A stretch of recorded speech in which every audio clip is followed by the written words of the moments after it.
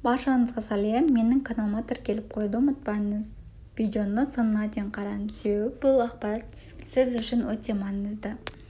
Мысалға біз Pinduoduo сайтынан каждый товарды заказ бергенде сыртынан бір пакетик упаковкілені оралып келеді. Яғни ол пакетті біз ешқашанда мусорға тастамай пайдалануымыз керек. Мына жерде пакетикті алайын, мен сыртында 20 юан және де QR код тұр. Соны сканерлеймін.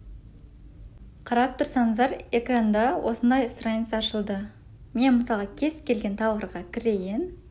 Мына коляскаға кіретін болсам, мен осыны алу үшін мына астында тұрған қызыл значокты басам.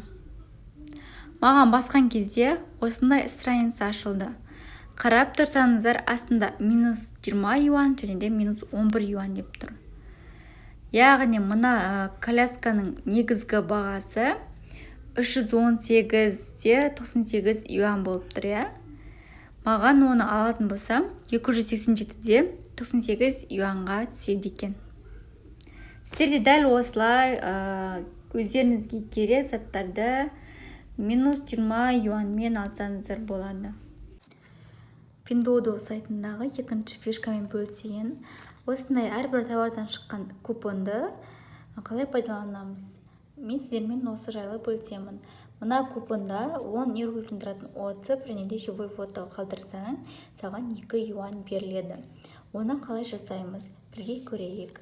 Жаңағы купонды пайдалану үшін мен Pinduoduo сайтына кірем және де бағана заказ берген кроссовкаға кіретін болам. Мына бағана көрсетілген кроссовка мына жерде тұр. Енді мен қызыл кнопканы басып, мына жерде галереяны таңдап, осы жерде міндетті түрде живой фото болу керек. 4-5 фото қойсаңыздар болады. Қойдым. Және де мен мына жерге Яндекс переводчикқа кіріп, мен осы текстті дайындап қойғанмын. Енді осы скопировать етіп алып, мына жерге қоямын.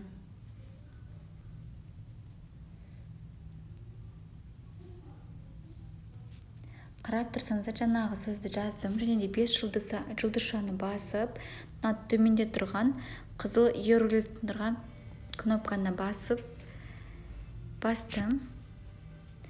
Енді мен жаңағы кроссовкаға кіріп, жаңағы жіберген отзывты мен скриншоттадым. Енді осыны сообщение бөліміне өтіп, мен продавецке жіберем.